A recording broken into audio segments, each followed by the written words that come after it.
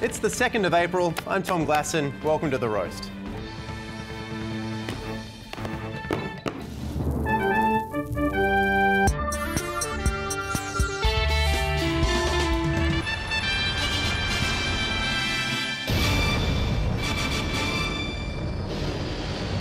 Tonight on The Roast, Tony Abbott accuses Clive Palmer of trying to buy Senate seats in the WA election, and Russia masses troops on the Ukrainian border. But first, Mark Humphries has the headlines. The federal government has introduced a new fee that means filing for bankruptcy will cost $120. About time. People with no money have had it too easy for too long. So if you've only got $120 left to your name, now's the time to decide. Do you declare bankruptcy or try to outfox the debt collectors and spend it on the best wig $120 can buy? The federal government expects to receive $3.5 million from the fee before the end of this financial year, or since you're dealing with broke people, a few months after this financial year, because they have this good new thing going. Just give it a few months and they'll be rolling in it, promise. But now that it costs money to be bankrupt, how will people with no money raise the money to afford bankruptcy? Hi Kickstarter, I'm Mark Humphries and I'm broke as shit. But for just $120, you can help me make my dream of being officially declared broke as shit come true. The bankruptcy fee has drawn criticism from consumer groups, with Gerard Brody from the Consumer Action Law Centre saying, "It's really a regressive step. It's really like trying to get blood from a stone." Sure, slugging people who have no money may be harsh, but I refuse to accept that our Prime Minister could be out of touch with the struggle of the common man. And to our next story, Tony Abbott will go on a tour of Asia with a trio of billionaires. James Packer, Kerry Stokes and Andrew Twiggy Forrest are joining the PM on the biggest ever Australian business delegation to the region. The tour will include Japan, South Korea, China, and the secret Qantas clubs none of us non-billionaires know about. We await the results of the tour, but one thing's for certain, billionaire Gina Rinehart's going to feel really left out when she sees that Facebook album.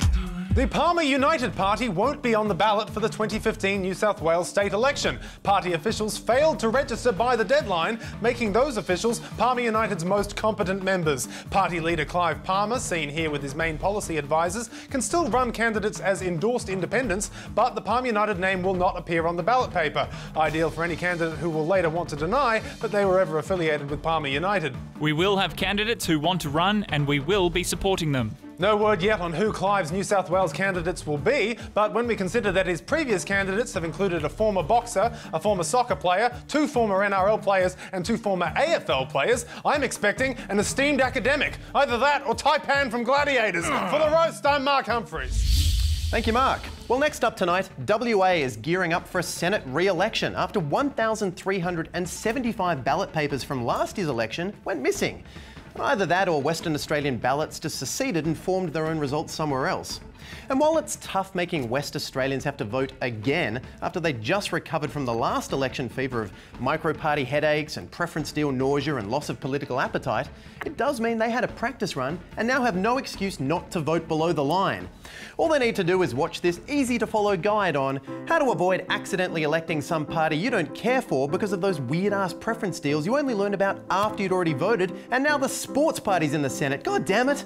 Voting at the WA Senate election is easy. Just vote 1 below the line. Then vote 2, and 3, and 4, and 5, and 6, and 7, and 8, and 9, and 10, and 11, and 12, and 13, and 14, and 15, and 16, and 17, and 18, and 19, and 20, and 75, and 76, and all the way to number 77. See? Easy. Easy? Why am I out of breath? But the big problem the Prime Minister seems to have with the Palmer United Party is the amount of money those candidates are spending on their campaign. With some reports, it has spent up to 10 times more than the major parties. But does it really matter how much parties spend on their campaign? I mean, shouldn't they really be measured by their policies? Surely people aren't that easily swayed by cash. Why should WA subsidise the rest of Australia? Those fonts. Western Australians have That voted. sweet $1 million voice. Back for WA. I've been voting for the wrong guy. Spoken by David Wright, authorised by... Oh, come on. And all that advertising has led Prime Minister Abbott to first accuse Clive Palmer of trying to buy seats in the Parliament, then immediately undercut that concern by saying, it's something I don't think the people of Western Australia will fall for. Watch out for that thing, even though it's fine. And to be fair, West Australians probably won't fall for it, so how does Abbott actually think all this spending will affect voters come election day? All right, vote How was one. that lunch? Yeah, that was amazing. That chicken parmigiana. Mwah. Parmigiana. Parmigiana. Palmer! Vote 1 Jana. Palmer. Too late, you voted for Jana. Now, Tony Abbott saying that Clive Palmer's attempt to buy Senate seats is a trick that the people of WA won't fall for is a manipulative, psychological technique that might work in the schoolyard, but it's not going to fly in the land of the long white Western Australia. Oh, they'll fall for it, Tom. They'll fall for it like I fell for my Year 8 maths teacher. Mrs. Blinkton. We went to different schools, Tom. No, you see, what's interesting about Tony Abbott's comments is that while he says he's so sure WA won't be fooled, he still felt the need to mention it. Right, so you don't think he's confident as he says he is? No, I do not. And I've drawn a little cartoon to show you what he was really thinking. People of Western Australia, I completely trust you not to fall for Palmer's tricks. I in no way trust these people not to fall for Palmer's tricks. These idiots voted in the sports party. Get me out of here. The end. That is a pretty good drawing. And I wasn't even trying my hardest. Well, while Palmer has been criticised for advertising too much, he's also been accused of hiding his candidates from the media, with reporters saying that his lead candidate has rarely been seen at the party's media events and has not featured in the party's massive advertising blitz. Yeah, Palmer's ads don't even mention his candidates. All they do is remind everyone that Clive Palmer exists. But are the candidates really hiding? Well, it's hard to tell when they're always dressed to blend in with their environment. Still, the WA pandering policies do stand out, with the Palmer United Party ad saying the distribution of GST by the major parties is causing infant starvation. Liberal and Labor are both taking the bread out of the mouths of Western Australian babies. No word yet on how he plans to reinstall bread into the WA babies, but Clive isn't a details guy. He's a man of vision. Detail-free vision. We'll be back after this. You can find The Roast on Twitter @TheRoastTV. Why not jump on there now and answer one of tonight's questions? Have you ever hidden a candidate? Why'd you hide that candidate? What's the weirdest place you've ever hidden a candidate? We'd love to hear about it. @TheRoastTV, #RoastTV. Finally tonight, in response to Russia's annexation of Crimea last month, NATO has suspended civilian and military cooperation with Russia, begging the question, I'm sorry, when did NATO start cooperating with the exact thing it was set up to stop? Now, last night's announcement came from NATO Secretary General Anders Fogh Rasmussen. The military action against Ukraine and the illegal annexation constitute a flagrant breach of Russia's international commitments. Yeah, the face of Don Draper and the voice of a cartoon bad guy. So now it's NATO versus Russia. It's like the Cold War. Except that during the Cold War, it wasn't just Russia, it was the Union of Soviet Socialist Republics. Putin's dream is to create a Eurasian Union of former Soviet states. Oh my God, Putin's putting the band back together. Well, except without Czechoslovakia, who sadly died during the hiatus. And certainly the Russian president's expansionist tendencies are pretty well known, as this documentary footage of Putin as a child shows. I want the world. I want the whole world. I want to lock it all up in my pocket. It's my bar of chocolates. Give it to me now. And that delicious Ukrainian candy with the creamy Kiev centre is all Putin can think about right now. Pro-Western Ukrainians have long feared Vladimir Putin's plans for the nation that he refers to as Little Russia. It's like Little Italy, except Russia's not currently massing 40,000 troops, tanks and missiles on the border of Luigi's Pizza. So how is the world responding? Alex Lee has more.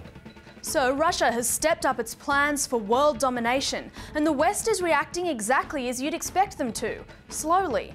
The countries of the former Soviet Union are like a jigsaw puzzle that America dropped on the ground when it won the war, and now Putin is scampering around trying to find all the pieces to put it back together.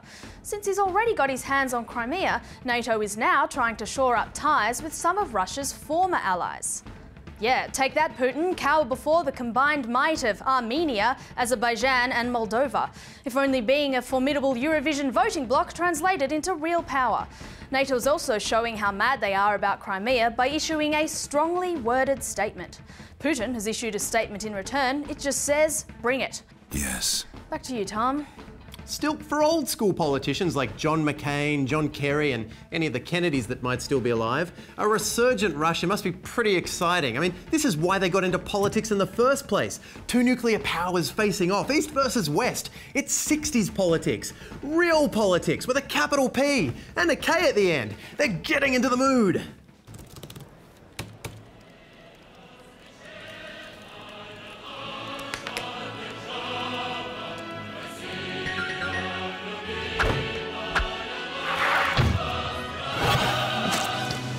We're back, baby. Let's get to work. Hello, Putin. I'm really scared. Everything looks better in black and white. Like Nick Richardson, who joins me again now. Nick, what's your take on this situation? I love Putin. He's your classic Russian leader. He's strong, he's merciless, he's treating the Ukraine like shit. And you like that? Yeah. Say what you will about Putin, but the man has balls. He doesn't care about Nato. He's gonna break him just like he broke the neck of this puppy. Well, in response to international pressure, Putin said today he was withdrawing troops from the Ukraine's border. Yes, he did. But he hasn't. According to Nato, his 40,000 troops are still there. You gotta admire the nuts on a bear-punching maniac who straight-faced tells a lie that can be disproved by simply looking out of a Crimean window. You withdrew troops, did you, Poots? Ha! Sure you did. Like I'm withdrawing myself from this desk right now using this totally real spiral staircase. Holy shit, Tom, these stairs are real. Oh my God, you're right. What's down there? More dead puppies than you'd expect. I would expect no dead puppies. And way more dead puppies than you'd expect. Oh. Putin's been here. Oh, good night. Wait, this one's still alive. Don't worry, Vlads. I got him.